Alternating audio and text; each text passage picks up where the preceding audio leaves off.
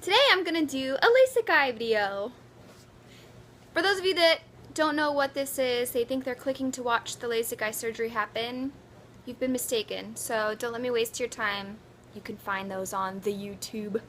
I'm gonna talk about how the Navy paid for my Lasik eye surgery. What the process was generally, for those that want a general idea, because I honestly don't know the technicalities and ins and outs and etc, etc, etc. So,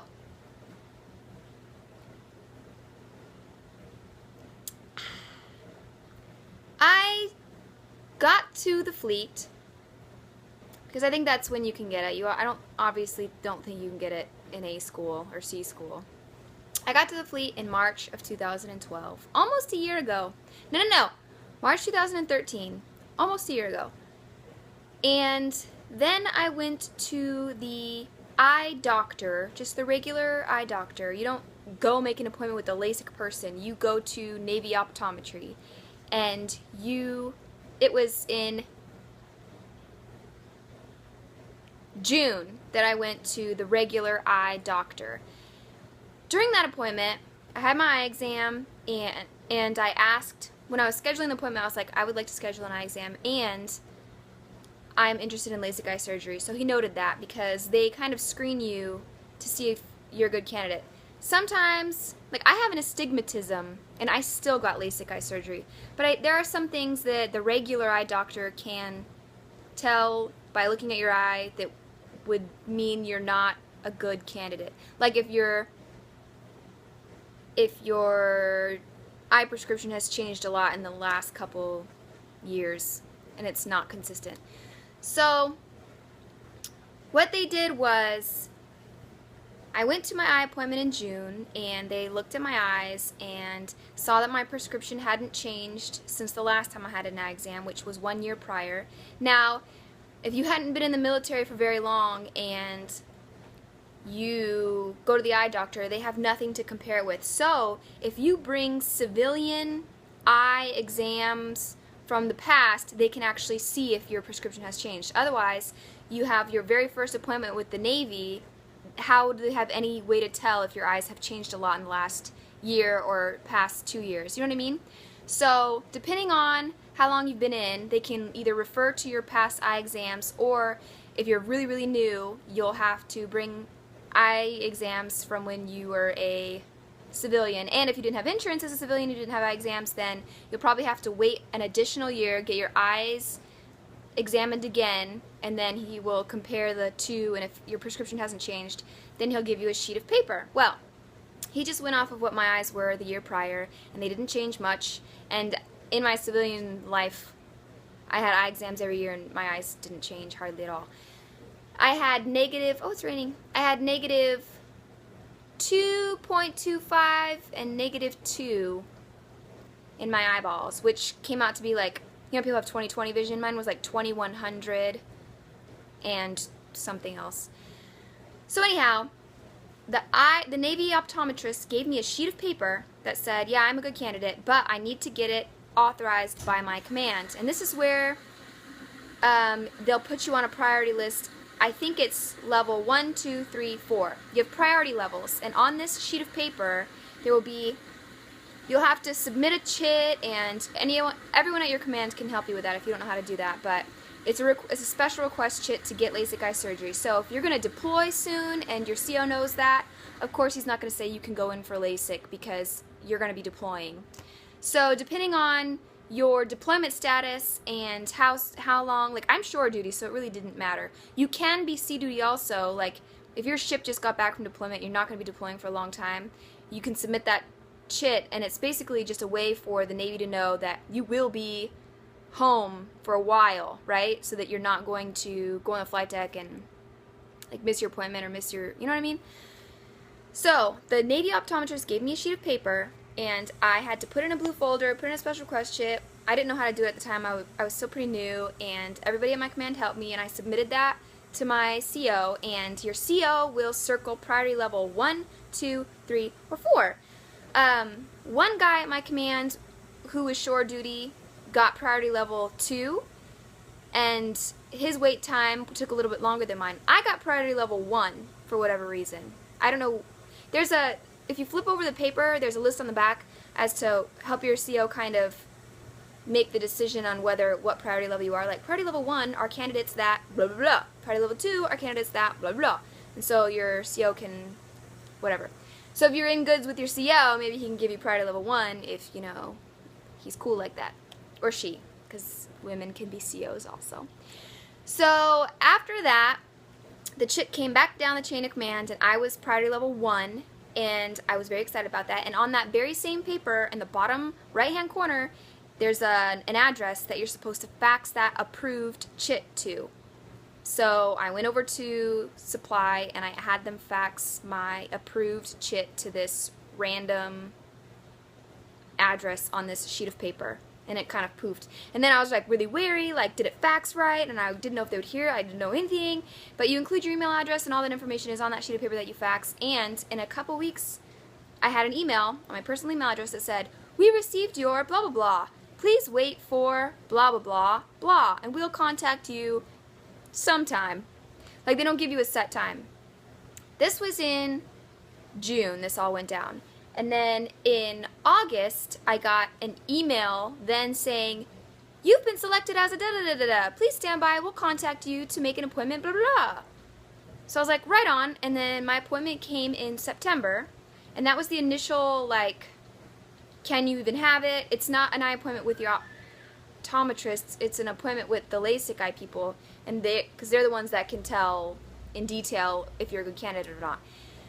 So then they tell you, if you wear contacts, which I was a contact wearer, we cannot schedule you until you have not worn your contacts for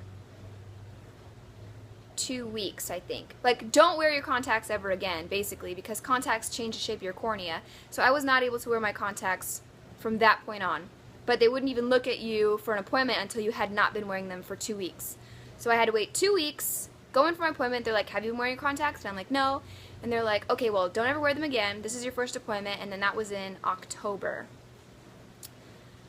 And then from that point on, the Lasik eye people schedule you in another one, because they have such in-depth, detailed ways to look at your eyes over and over and over again to make sure the pattern isn't changing, to make sure they mapped it properly, to make sure that they're going to be able to give you the best Lasik that they can give you, right?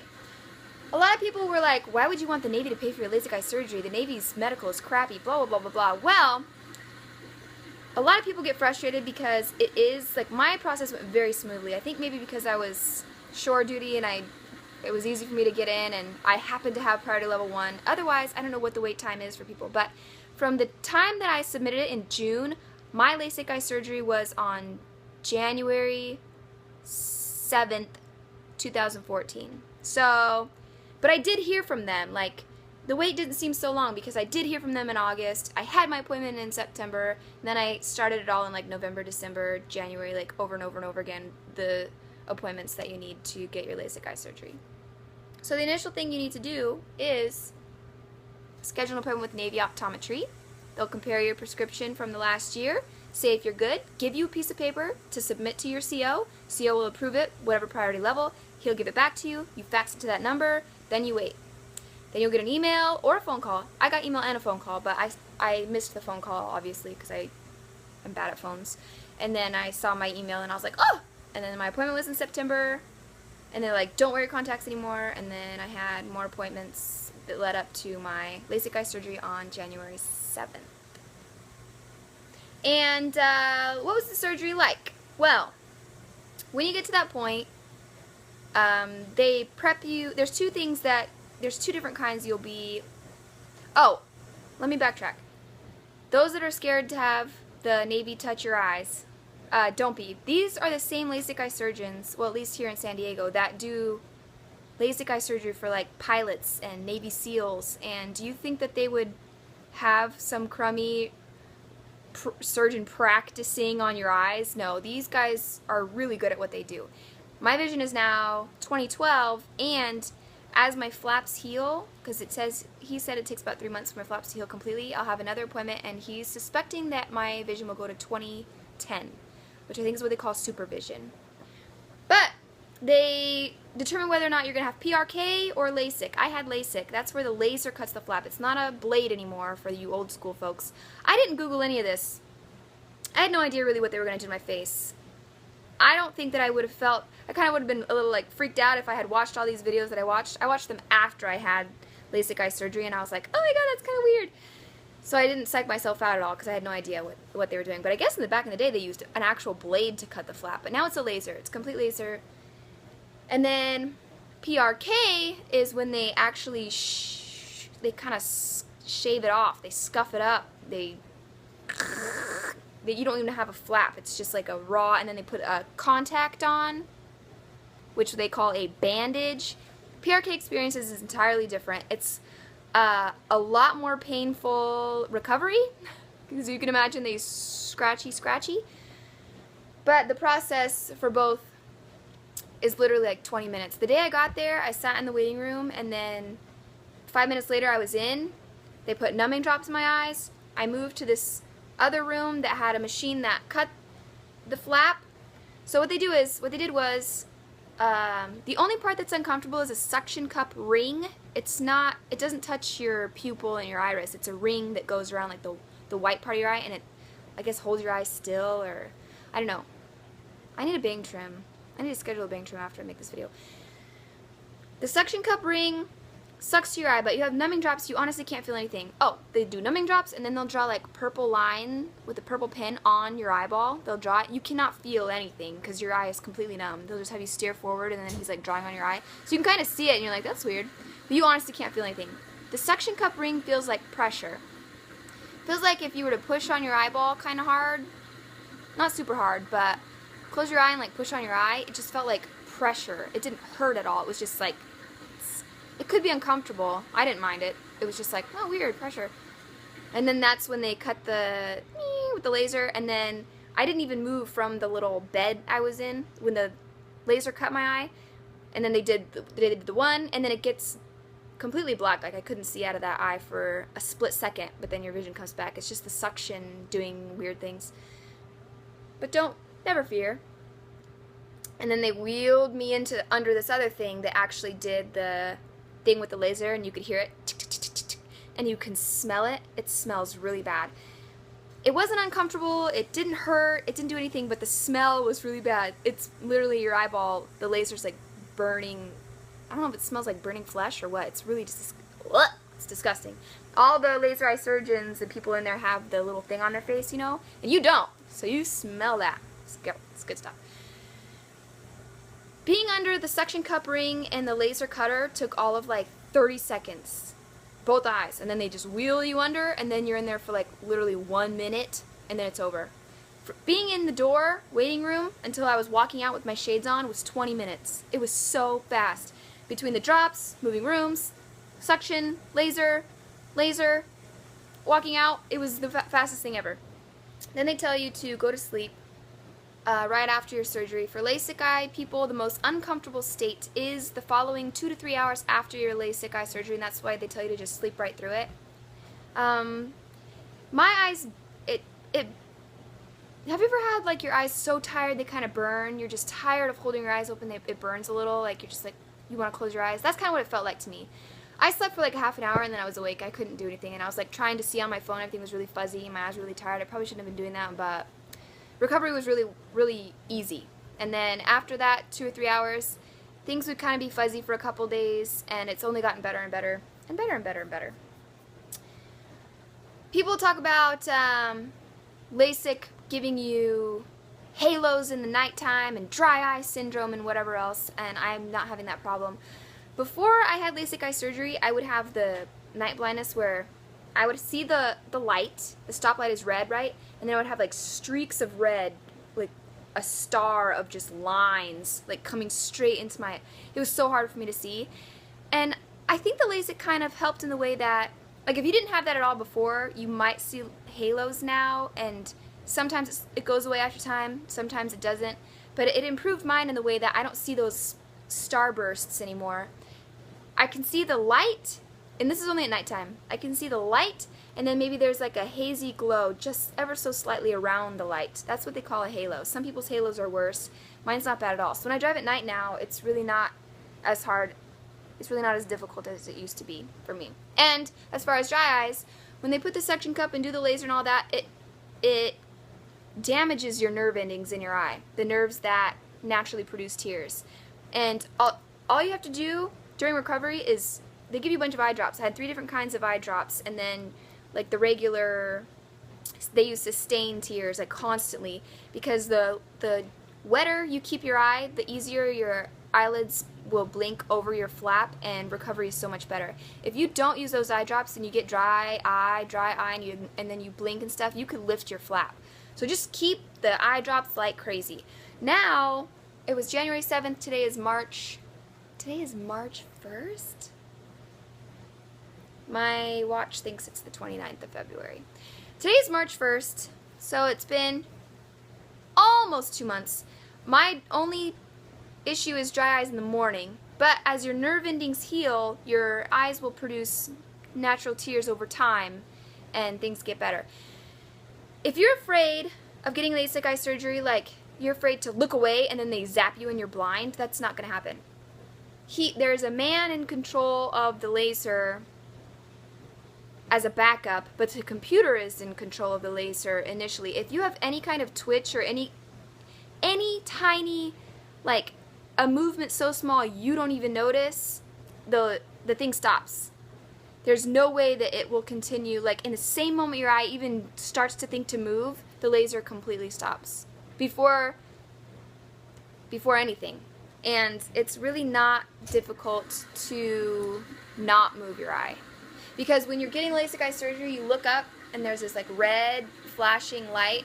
So when they're doing the LASIK correction in your eye, you just try to focus on the red flashing light, and then you just look at it, and you just look at it. That's all you need to do. And even if you can't, you're like, ah, and you do something ridiculous, the laser cuts off even in the very beginning. It's like it knows that you're thinking to move your eye, it'll just shut off.